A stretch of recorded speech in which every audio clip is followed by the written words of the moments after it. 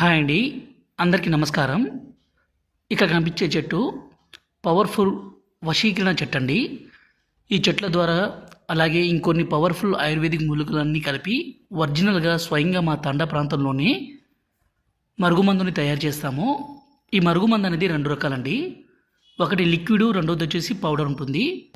ఈ మరుగుమందం అనేది ఎవరికి పెట్టాలంటే ఈ రోజుల్లో ప్రధాన సమస్యగా మారిపోతుంది భార్యాభర్తల సమస్య.